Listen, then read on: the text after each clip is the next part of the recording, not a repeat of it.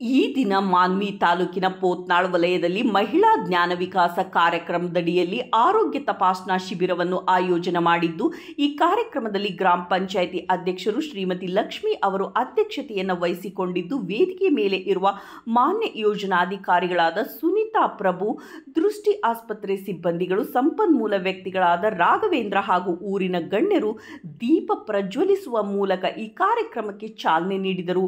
ನಂತರ ಮಾನ್ವಿ ತಾಲೂಕಿನ ಮಾನ್ಯ ಯೋಜನಾಧಿಕಾರಿಗಳಾದ ಸುನೀತಾ ಪ್ರಭು ಇವರು ಜ್ಞಾನ ವಿಕಾಸ ಕಾರ್ಯಕ್ರಮದ ಉದ್ದೇಶ ಮತ್ತು ಮಹಿಳೆಯರಿಗೆ ಆಗುವ ಪ್ರಯೋಜನಗಳು ಹಾಗೂ ಗ್ರಾಮಾಭಿವೃದ್ಧಿ ಯೋಜನೆಯ ವಿವಿಧ ಉದ್ದೇಶಗಳನ್ನು ಮತ್ತು ಕಾರ್ಯಕ್ರಮಗಳನ್ನು ಜನರಿಗೆ ಮನದಟ್ಟು ಮಾಡಿದರು. ಸಂಪನ್ಮೂಲ ವ್ಯಕ್ತಿಗಳಾದ ರಾಘವೇಂದ್ರ ಸರ್ ಅವರು ಸದಸ್ಯರಿಗೆ ಆರೋಗ್ಯದ ಬಗ್ಗೆ ಮಾಹಿತಿ ನೀಡಿದರು. ನಂತರ ಆರೋಗ್ಯ ತಪಾಸಣಾ ಶಿಬಿರದಲ್ಲಿ ಭಾಗವಹಿಸಿದ ಸದಸ್ಯರಿಗೆ ಕಣ್ಣಿನ ತಪಾಸಣೆ ಮಾಡಿಸಲಾಯಿತು.